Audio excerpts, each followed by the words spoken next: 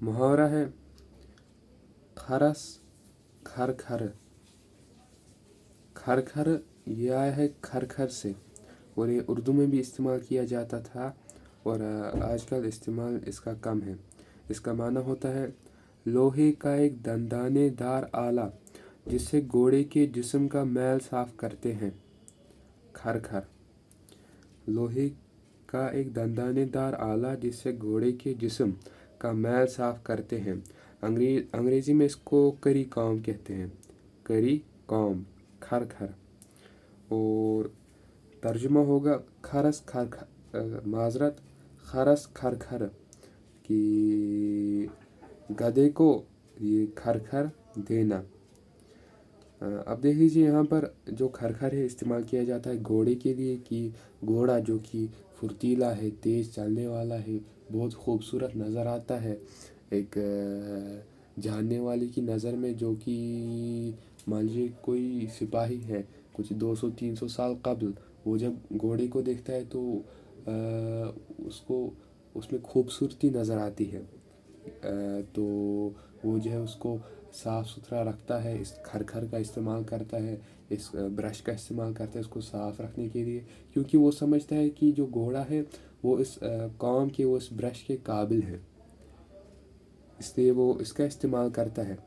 अब अगर इसी खर खर का इस्तेमाल, इसी ब्रश का इस्तेमाल कोई गधे पर करे तो देख लीजिए ये उसको सूट नहीं होगा गधे को, कि उस पर ये खर खर, उस पर ये ब्रश इस्तेमाल किया जाए, क्योंकि वो खूबसूरत नज़र नहीं आता। आप बात को समझ रहे हैं।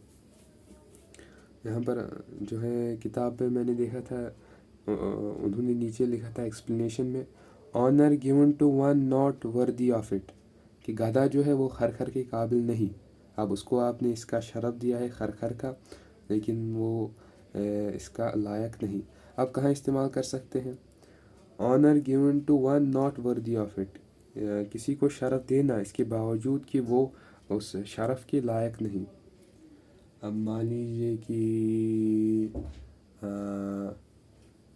मान लीजिए कि किसी क्लास में जो है किसी बच्चे को मॉनिटर बना दिया है, या क्लास रिप्रेजेंटेटिव बना दिया है, सीआर बना दिया है, तो सीआर बना दिया है लेकिन वो उसके काबिल नहीं, तो तब इस्तेमाल कर सकते हैं खरस खर खर।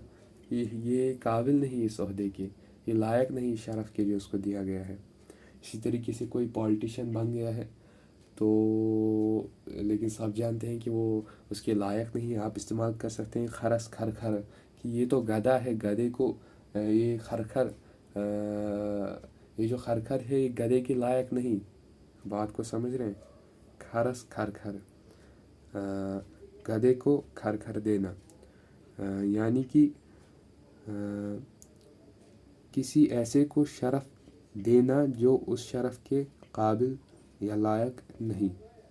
खरस खर खर। उम्मीद है समझ आया होगा जी।